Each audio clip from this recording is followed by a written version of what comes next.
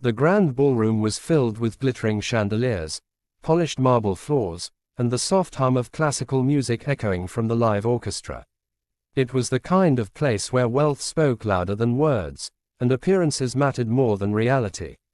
Men in tuxedos and women in dazzling gowns moved gracefully through the room, glasses of champagne in hand, whispering about business deals, family fortunes, and the newest luxury cars. At the center of it all stood one of the richest men in the country, a billionaire whose name was known in every financial magazine. Tall, commanding, with an aura of authority, he was admired, envied, and feared. Yet by his side, clutching the edge of her dress nervously, stood a small girl, his daughter. Unlike the others, she did not speak or laugh, she simply observed the world in silence. Few people knew the truth. The little girl was deaf, born into privilege, but unable to hear the music or the chatter around her. She lived in a quiet world of her own. Though her father adored her deeply, his busy life and towering empire often left her isolated, surrounded by adults who didn't know how to reach her. As the night unfolded, the guests mingled freely. Some looked at the girl with curiosity, others with pity, but most simply ignored her. She was the silent shadow of her powerful father, standing in the corner with wide, intelligent eyes. She watched lips moving, saw laughter ripple across faces, but none of it belonged to her. Every so often, the billionaire would kneel beside her, place a reassuring hand on her shoulder, and smile. But then he would be pulled away again, another handshake, another important conversation. Answer, once again, the girl was left standing alone in the midst of luxury and laughter that seemed unreachable. She shifted uncomfortably, her fingers twitching nervously against her dress. She wanted to be part of it, to feel included, but no one spoke her language. No one tried. The more people avoided her, the more invisible she felt.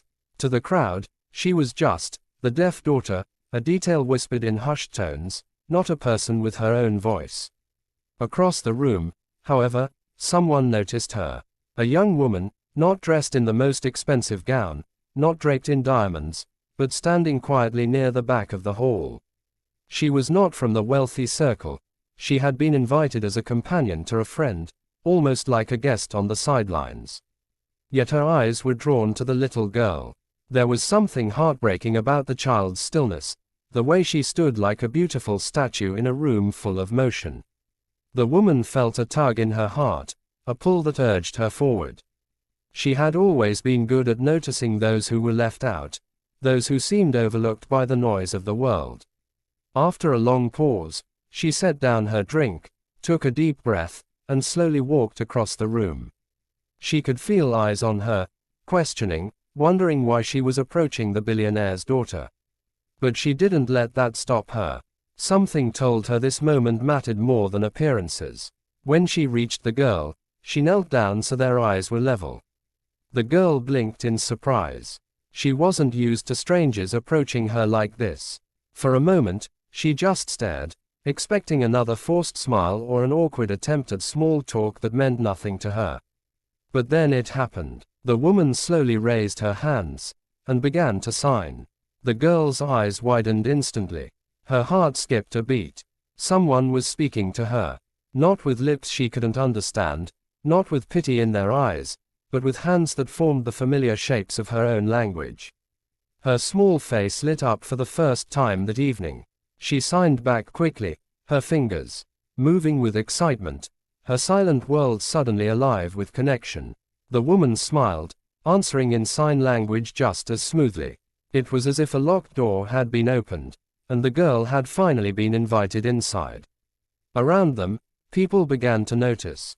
Conversations slowed, heads turned, whispers spread across the ballroom. The billionaire, who had been shaking hands with a foreign investor, froze mid-sentence when he saw his daughter's reaction. She was laughing, silently, but visibly, her shoulders shaking with joy. It was a sight he hadn't seen in so long. His daughter laughing, her eyes sparkling with happiness, not from toys or gifts, but from being understood. His chest tightened. He excused himself from the crowd and made his way toward her, His powerful presence now softened with fatherly wonder. The woman didn't notice the stares. She was too focused on the child. They signed about simple things at first. Her dress, the sparkling lights, the music she could not hear but could imagine. The girl's hands moved quickly, eager, unstoppable, as if she had been waiting her whole life for this moment. "You know sign language?" the girl asked through her hands. "Yes," the woman signed back. "I learned because I wanted to speak to people like you." The girl's smile grew wider. For the first time in years, she didn't feel like the deaf daughter. She felt like herself, a child with a voice. The billionaire finally reached them, his eyes locked on the woman. For a man used to commanding respect, he now stood humbled, watching a stranger give his daughter what all his wealth could not: inclusion, belonging, connection. He cleared his throat, but before he could speak, his daughter turned to him, her little hands moving fast. "Daddy, she speaks to me. She understands me." His heart nearly broke in that instant. He knelt down beside them, his throat tight with emotion. He had provided his daughter with the best of everything: doctors, tutors, private schools. Yet somehow, she had still been left in silence. And here, in the middle of a glittering ballroom, a young woman had bridged the gap with nothing more than compassion and skill. The guests around them were silent now, watching as the most powerful man in the room wiped tears from his eyes. He took his daughter's hands in his, then looked up at the woman. "Thank you," he whispered, his voice unsteady. The woman shook her head gently. "Don't thank me," she signed and spoke at the same time. "Just keep speaking to her. That's all she needs." Those words hit him harder than any business deal or headline ever could. All his life, he had believed money could solve everything. But here was proof that what his daughter needed most was not money, not luxury, but understanding. The girl squeezed the woman's hands tightly, refusing to let go. It was the first time she felt like someone outside her family truly saw her, not as broken, not as different, but as whole. From that night on, everything changed. The billionaire hired sign language teachers, not just for himself, but for his entire household. He began learning with dedication, fumbling at first but refusing to give up. Every evening, he practiced with his daughter, and slowly, the wall between them crumbled. The girl blossomed. Her world became brighter, her confidence stronger, her joy louder, even without sound. She laughed, she played, she made friends, because now people were trying to meet her where she was. And all of it had started with one woman, a stranger who refused to let her be invisible. She hadn't done it for attention, for wealth, or for recognition. She had simply seen a child who was being ignored and chosen to reach out. The guests who had once whispered about the deaf daughter never forgot that night. They had seen a billionaire brought to tears, a child brought to life, and a reminder that humanity speaks louder than status. The woman never asked for anything in return. She slipped away quietly before the night ended, blending back into the crowd. But in the heart of one little girl, and in the life of one powerful man, her kindness had left an imprint that would last forever. Years later, when the girl had grown into a confident young woman, she would often tell the story of the night everything changed. She would say, "I was surrounded by people who wouldn't talk to me. And then, one person did. That one person changed my whole life." And every time she signed those words, her father's eyes would glisten with tears, remembering that moment when love finally spoke louder than silence. The ballroom was alive with golden light and polished perfection. Crystal chandeliers glowed above, their brilliance bouncing across the marble floor. An orchestra played softly in the corner, while laughter and chatter weaved through the air like invisible threads binding the wealthy together. In this crowd of elegance and privilege, one man stood out more than anyone else. He was the billionaire host of the evening, a titan of industry, whose name carried both awe and envy. Guests hovered around him, eager to shake his hand, to be seen in his orbit, to claim even a fragment of his influence. But standing slightly behind him, clutching the folds of her delicate dress, was a small girl with wide, searching eyes. She was his daughter, the one thing in his life more precious than all his riches combined. And yet, to the guests, she was little more than a curiosity, a whisper passed from one socialite to another. "She's deaf, you know," murmured a woman in a sequined gown to her companion. Such a tragedy for a man like him. The girl couldn't hear the words, but she could see the glances, the pitying smiles, the way people turned away when they realized they couldn't speak to her. She stood quietly, her fingers twitching nervously at her side, watching lips move without sound, laughter ripple without meaning. She was used to it. At events like these, she was a shadow, always present, never included. Her father tried, in small ways. He would place a reassuring hand on her shoulder, kneel to smile at her, whisper words she couldn't hear. But soon, duty would pull him away again, swallowed by conversations about power and profit. For the girl, the ballroom felt like a glass cage. She could see the world moving, shimmering, thriving, but she was on the outside, watching through silence. Across the room, however, someone else noticed. A young woman, not adorned in the most expensive jewels, not orbiting the wealthiest circles, but standing quietly, an observer rather than a participant. She had come as a guest of a friend, almost overlooked in the sea of extravagance. But her eyes found the child. There was something in the girl's stillness that struck her, something both beautiful and heartbreaking. While everyone else was swept up in glamour, she saw loneliness written clearly in the girl's gaze. The woman hesitated at first. Who was she to approach the daughter of such a powerful man? What would people think? Yet the thought of leaving her standing there, invisible, weighed heavier than fear of judgment. So she stepped forward. Her heels clicked softly against the marble as she crossed the grand room. She could feel eyes on her, questioning, critical, curious. But she ignored them. Her focus was only on the little girl who now looked up, startled, as someone approached her without pity in their eyes. The woman bent down, lowering herself to the girl's height. For a moment, she simply smiled. The girl blinked, expecting another empty gesture, another attempt at words she couldn't understand. But then the woman raised her hands. And she signed. The child froze. Her eyes widened, lips parting in shock. Then, slowly, the signs registered, familiar, fluid, alive. Someone was speaking her language. Her heart leapt. She signed back quickly, desperately, as if afraid the moment might disappear. Her fingers moved faster and faster, pouring out words that had been locked inside her all evening.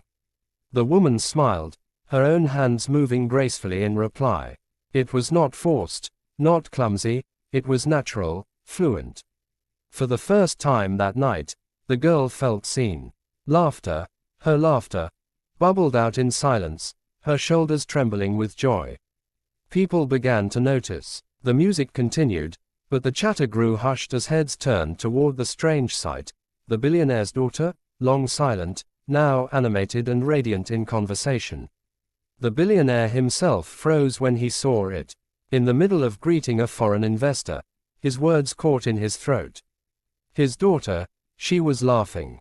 He excused himself abruptly, moving through the crowd, his powerful stride now softened by emotion. He reached them just as his daughter turned to him, her small hands flying with excitement. "Daddy," she signed, "she talks to me. She understands me." The billionaire's chest tightened. He knelt down, tears already stinging his eyes. For all his power, for all his money, he had never given her this, the simple joy of belonging. He looked up at the woman, his voice breaking. "You know sign language?" She nodded, signing and speaking at once. "Yes, because I believe everyone deserves to be heard." The words cut deep. The billionaire had built empires, crushed rivals, changed economies, but he had never thought about learning his daughter's world in full. He had assumed wealth would fill the gap, but it hadn't. Guests around them were silent, some even moved to tears. They had come expecting a night of glamour, but instead, they were witnessing something far greater, a father's realization, a child's awakening, a stranger's quiet heroism. The girl refused to let go of the woman's hands. Her smile was so wide, her eyes glowing with gratitude. It was as if her soul had been waiting for this moment her entire life. The billionaire felt something shift within him. For the first time, he saw his daughter not as fragile, not as limited, but as extraordinary, if only given the chance to be heard. That night, the woman stayed by the girl's side. They signed about everything. Her favorite colors, the food she liked, the books she read. The child's hands moved endlessly, joyfully, finally free. And the billionaire watched it all, silently vowing that this would never be taken from her again. In the days that followed, he kept that promise. He hired sign language tutors, not just for himself, but for his staff, his teachers, even his business associates who interacted with his daughter. Every evening, he practiced with her. At first, his movements were awkward, his fingers stiff. But his daughter was patient, guiding him, correcting him, encouraging him. And slowly, his hands began to speak fluently. For the first time, their conversations were no longer one-sided. He told her bedtime stories in sign. He listened to her dreams, her fears, her jokes. They laughed together, not with sound, but with pure understanding. The girl blossomed. Her confidence grew, her joy spread. At school, she signed proudly, unafraid to be different. At home, she no longer stood quietly in corners. She belonged, fully and completely. And it all traced back to that one evening. That one woman who had walked across a ballroom filled with wealth and chosen compassion instead. The billionaire never forgot her. Though she had slipped away quietly before the night ended, her impact remained. She had given him a gift more valuable than money, the ability to truly hear his daughter. Years later, when the girl became a young woman, she would often tell the story. She would sign to her friends, "I was surrounded by people who ignored me. But one person didn't, and that changed everything." The father would watch her proudly, his heart swelling with gratitude, remembering the night when his empire felt small compared to the love of his daughter. The lesson lived on. Money could buy almost anything, but it could never replace the simple power of being understood. And all it had taken was one person brave enough to see the girl in the silence, and speak to her where she was.